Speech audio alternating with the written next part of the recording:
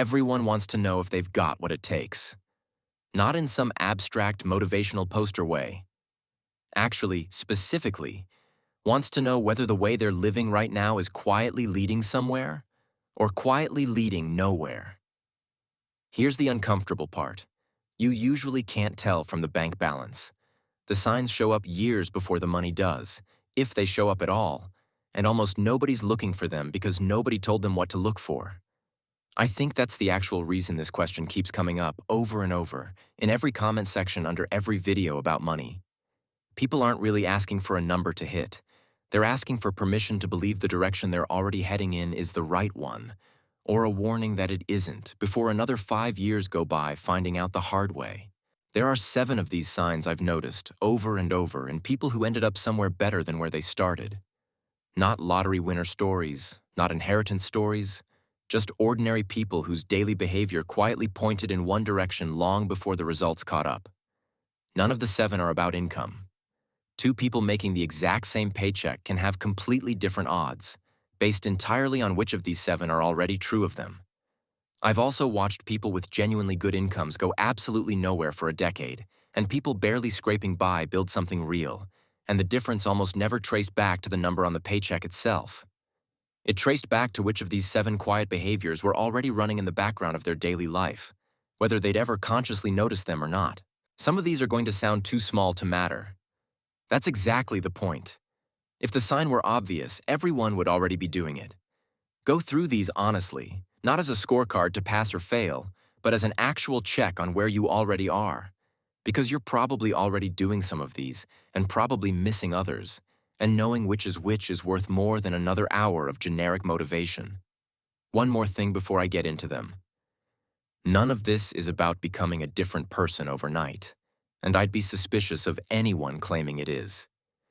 These are ordinary behaviors, built slowly, mostly unnoticed, by ordinary people. That's not a disappointing answer.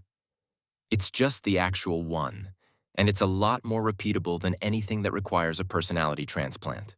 Sign 1. You notice the leak before anyone points it out to you. A forgotten subscription. A small recurring charge for something you used once, over a year ago. Most people find these the way you find a leaking pipe. After the water damage, not before. The sign isn't that you never waste money. Everyone wastes some money. The sign is whether you're the kind of person who actually reads the statement line by line, instead of scrolling straight to the total and calling it close enough. This isn't a natural talent either, in case it sounds like one. It's closer to a habit you build by doing it uncomfortably a few times until it stops being uncomfortable. The first time you actually sit down and read a full statement instead of skimming it, it can feel almost invasive, like you're finally looking directly at something you'd rather glance past. That feeling fades a lot faster than people expect. It's rarely about the actual dollar amount. $9 a month isn't going to make or break anyone. What it actually measures is whether small, quiet waste bothers you enough to act on it in the moment you notice it, or whether it just gets filed under "I'll deal with that eventually." Eventually is doing a lot of work in that sentence for a lot of people, for a very long time. Multiply that one small subscription by every other quiet leak most people are carrying: an old streaming service, a gym membership from a resolution that didn't last, a delivery app fee nobody remembers agreeing to, and the actual total is rarely small. It's just distributed across enough tiny charges that no single one of them ever feels worth the effort of canceling. The people who consistently catch these aren't smarter or more careful by nature. They've just made statement reading a fixed, boring monthly ritual instead of an occasional emergency measure. The same 5 minutes, the same time of month, whether anything looks wrong or not. Routine ends up doing the work that vigilance can't sustain on its own.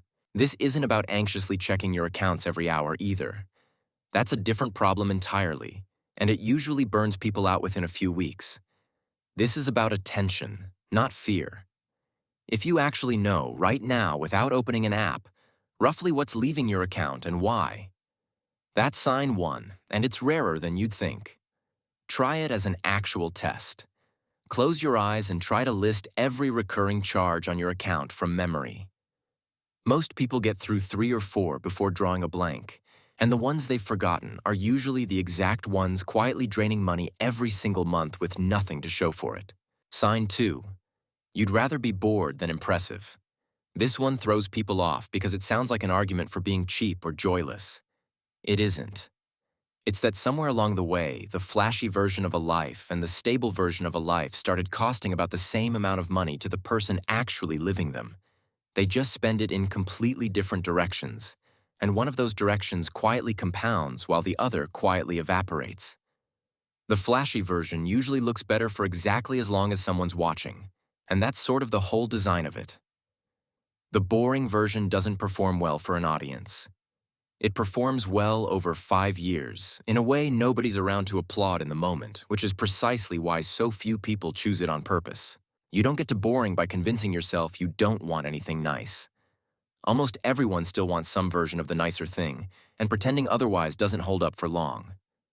You get there by watching the boring choice pay off often enough, and often quietly enough, that the impressive version starts looking less like freedom and more like a monthly payment wearing a good outfit. It also helps to notice how quickly the impressive version stops feeling impressive once you actually have it. The newer car, the nicer phone, the upgraded apartment. The excitement has a fairly short half-life, and what's left afterward is usually just a bigger monthly obligation and the exact same person you were before, now with less room to maneuver. There's a specific moment worth watching for in yourself. The point where a purchase stops being about the thing itself and starts being about who's going to see you with it. That's usually the exact signal that the decision has quietly shifted from a need to a performance, and performances are expensive to keep running indefinitely. If you can look at a nicer version of something you already have and feel a small pull toward it without acting on it, not suppressing the want, just letting it pass through without becoming a decision, that's sign 2. It usually doesn't happen overnight. It happens gradually, the same way most of these signs do, one unremarkable choice at a time. There's also a quieter version of this sign that shows up in how you talk about your own life. People who've genuinely internalized this don't usually announce it. They don't need anyone to know the car is old on purpose. The choice is private, and that privacy is itself part of the sign. Sign 3. You ask how something works, not just what it pays or what it costs. Most people, understandably, want the bottom line. What's the salary? What's the price? What do I actually get? That's not a flaw. It's just not the whole picture. The people who tend to move somewhere in life are usually the ones who get curious about the mechanics underneath the number, before there's any obvious reward for understanding it. This shows up in small, unglamorous moments. Asking why a process at work is done a certain way.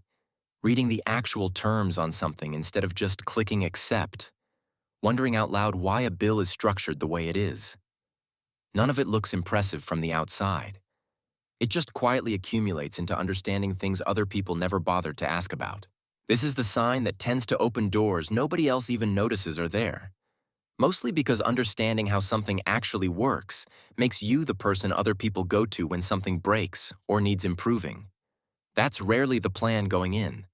It's usually just curiosity, followed a long time later by the slow realization that curiosity had been quietly building a reputation the whole time. It's worth saying this sign can look almost identical to being nosy or overly analytical from the outside, especially early on, before it's produced any visible result. People might tease you for asking too many questions. That reaction says more about them than about whether the questions were worth asking. The same thing applies to money directly. Not just how much will this cost me, but how does this actually work? How interest compounds, how a credit score gets calculated, why one type of debt behaves completely differently than another. If you've ever gone down that kind of rabbit hole with genuinely nobody making you, purely because not understanding it bothered you, that's sign 3, and it's one of the cheapest educations there is. None of this requires a course or a certification either, which is part of why it's so accessible and so rarely used.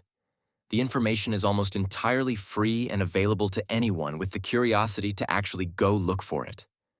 The scarce resource was never access. It was always just the willingness to ask the question in the first place. Sign 4. You track something, even if it's small, even if looking at it is uncomfortable. It doesn't have to be a full budget or an elaborate spreadsheet. It can be one number, a debt, a savings goal, a habit, written down somewhere you'll actually see it again. The tool matters less than you'd think.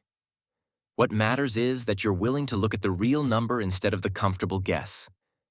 Most people carry a rough estimate of their financial situation in their head, and that estimate is almost always more optimistic than reality. Not out of dishonesty, just out of a completely understandable desire not to feel bad. Writing the actual number down closes that gap immediately, whether you're ready for it or not.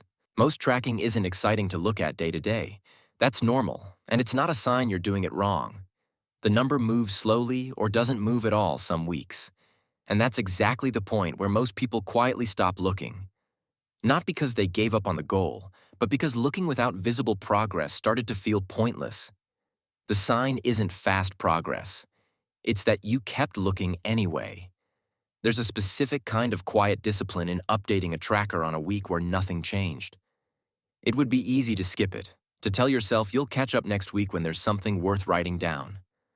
The people this sign actually describes update it anyway, especially on the boring weeks, because the habit of looking matters more than what there currently is to see. If you've got a number in your life right now you've been avoiding, a balance, a weight, a deadline, whatever it is, this is your sign to actually write it down once. Honestly. Not to fix it today, just to know it. Everything that tends to follow starts from that one uncomfortable moment of actually looking. I'd add one thing to that. Write it down somewhere you'll actually walk past again. A note buried in a phone app you never open doesn't count for much. Something physical, something visible, something that catches your eye on an ordinary Tuesday whether you feel like thinking about it or not. That's what actually turns a single moment of honesty into an ongoing one. Sign 5. You let one embarrassing moment actually change you, instead of just surviving it and moving on. Almost everyone has a moment like this somewhere. A declined card, a bounced payment, a number said out loud that felt worse than expected. For most people, it's a bad day, filed away, forgotten by the weekend, quietly repeated a year later in a slightly different form. There's a specific kind of shame in these moments that makes an audience out of strangers who never even looked up. You remember the sound of the card reader beeping. You do math on how many people actually saw, and the answer is almost always fewer than it felt like. And it doesn't matter, because the feeling was already real regardless of the actual audience. The sign isn't that you never have that moment. You will, almost certainly, at some point, no matter how careful you are. The sign is what happens in the hours right after it. Whether it becomes the specific night you finally sat down and looked at something honestly, or whether it becomes one more thing you got through and never mentioned again. There's rarely anything noble in that decision when it's actually happening either, which is worth saying plainly. It's usually just exhaustion, being tired of the specific feeling of smiling through something humiliating and pretending it hadn't happened. The decision to look tends to come from being worn down, not from sudden clarity, and that's a perfectly good reason to finally do it. I want to be clear, this isn't something you should go looking for on purpose. It'll find you regardless. The only part actually in your control is what you do in the hours after. Whether it gets buried under a joke and a shrug, or whether it becomes the specific moment everything else on this list traces back to. If you're currently sitting on a moment like that, something recent, something you've already half buried, this is your invitation to go back and actually use it. It doesn't need to be dramatic. It just needs to become the reason you finally looked at something you'd been avoiding, instead of one more thing quietly filed away. Sign 6. You keep a promise to yourself even when nobody is watching and nobody would ever know if you didn't. An alarm you set for no one else's benefit. A habit you started with zero audience, zero accountability, zero consequences for quietly letting it slide. This is the sign that tends to build the other 6, because it's the one that proves your own word to yourself actually means something. This is deliberately different from the kind of discipline people perform in front of others. Anyone can hold it together with an audience. A gym membership everyone knows about. A goal announced to friends who'll ask how it's going. This sign only exists in the version with nobody checking, which is exactly why it's harder to fake, and exactly why it matters more when it's actually true. Nobody keeps this kind of promise perfectly. You'll break it, Probably more than once, and that's not proof you're not cut out for it. It's just what actually happens on the way to it sticking. The sign isn't a flawless streak. It's whether broken promises to yourself are the exception now, or whether they used to just quietly be the norm and you never noticed. The actual turning point tends to be less about the first attempt and more about what happens after you fail at it. Most people treat the first failure as proof the whole idea doesn't work for them and quietly stop. The sign is being willing to start over the very next day, a little sorer, a little less confident, and doing it anyway. If you had to build only one of these 7 signs starting today, this is the one I'd tell you to pick. It doesn't matter what the promise is. Small enough to actually keep, private enough that nobody's applauding you for it. Everything else on this list gets easier once that one's actually true. Pick something almost embarrassingly small if you have to.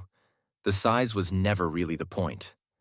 A 5-minute promise kept consistently rebuilds trust in yourself faster than a 1-hour promise abandoned after 4 days, and that rebuilt trust is the actual foundation every other sign on this list quietly depends on. Most people quit around day 4 in my experience. Not day 1, when motivation is still doing the heavy lifting, but day 4, when the novelty's worn off and the actual habit hasn't formed yet. Knowing that number in advance won't make day 4 painless. It just means you won't mistake the difficulty for proof you're failing. Sign 7 is the only one that isn't really about you at all. You let someone who's a few steps ahead of you actually see the real version of you, the struggling part, not just the version you'd want a stranger to see. Almost everyone has someone like this somewhere in their life, and almost everyone defaults to admiring them quietly from a distance instead of actually saying anything real. It's easy to assume the person you admire was just built differently. Calmer, more disciplined, wired for this in a way you aren't. That assumption is comfortable precisely because it lets you off the hook. If they were simply born that way, you never have to try, and you never have to risk the specific discomfort of finding out they built it the same slow, ordinary way anyone builds anything. It's a genuinely uncomfortable thing to do, admitting to someone you look up to that you don't have it figured out. That discomfort is exactly why most people never do it, and default instead to the polished, distant version of admiration that never actually changes anything. The honest, unglamorous mechanics of how someone actually got somewhere are almost never available from a distance. You have to ask. What usually comes back, if you actually ask, is disappointingly plain. No secret formula, no shortcut nobody else knows about. Just an ordinary explanation, repeated for a long time, delivered without any of the polish a stranger's success story usually comes wrapped in. That plainness is often exactly why it's trustworthy. It's worth noticing, too, that most people who've genuinely built something are more willing to talk about it honestly than you'd expect, if you actually ask a real question instead of a polite one. The barrier is rarely their willingness to answer. It's almost always your willingness to ask in the first place, out loud, risking the specific discomfort of not already knowing. You don't need a formal mentor for this one. You need one honest conversation with someone who's already a little further down whatever road you're on, where you let them see you don't have all the answers yet.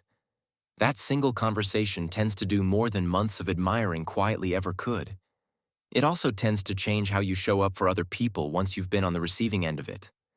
The version of you a few years further along will eventually be the one someone else is quietly admiring from a distance. And this sign is really just a suggestion to shorten that gap for them too, the same way someone hopefully shortened it for you. So that's 7. Notice the leak first. Prefer boring to impressive. Ask how instead of just how much. Track something even when it's small. Let one embarrassing moment actually change you. Keep a promise nobody's watching, and let someone ahead of you see the real version of you. Go back through that list honestly. You're probably already living out 2 or 3 of them. That's not nothing. It's also not the finish line. Notice, too, that not one of these 7 mentions a starting salary, a degree, an inheritance, or any kind of head start. That's deliberate. These are available to almost anyone, in almost any financial situation starting today, which is either the most hopeful thing about this list or the most uncomfortable, depending on how honestly you're willing to look at your own week. None of these 7 signs are exciting, and that's exactly why almost nobody takes this kind of list seriously until years later, looking backward at their own life and finally connecting the dots. The money was never really the sign of anything. It's just what tends to show up eventually, after enough of these small, unglamorous behaviors quietly become who you actually are. It's worth sitting with how unsatisfying that is as an answer, honestly. Most people watching a video with this title are hoping for something more concrete. A strategy, a number, a specific move to make this week. The actual answer keeps turning out to be a handful of ordinary behaviors, repeated for longer than feels reasonable, which is a much harder thing to sell than a shortcut, and a much more reliable thing to actually build a life on. If someone had told me this plainly years ago instead of selling me a shortcut, I think it would have saved a lot of wasted time chasing the wrong kind of proof. Nobody wants to hear that the real version is slow, boring, and mostly invisible while it's actually happening. It's also the only version that's ever actually held up, as far as I've been able to tell. I've watched plenty of shortcuts come and go over the years. A trend, a trick, a strategy everyone was suddenly talking about that quietly disappeared 18 months later. The 7 signs on this list have never gone out of style, mostly because they were never a style to begin with. They're just what actually building something tends to look like up close when nobody's editing it into a highlight reel. If you're trying to figure out whether you've got what it takes, stop looking for one big sign and start looking for these 7 small, boring, mostly private ones instead. You don't need all of them today. Pick one, whichever feels most missing right now, and start building it quietly before anyone's around to notice or give you credit for it. The rest tend to follow their own timeline once the first one actually takes root. That's genuinely the whole answer, if you can even call it that. Not a big reveal, not a secret withheld from you until now. Just 7 small, unglamorous behaviors, available to start today, that quietly compound into something a lot bigger than any single one of them ever looked capable of on its own.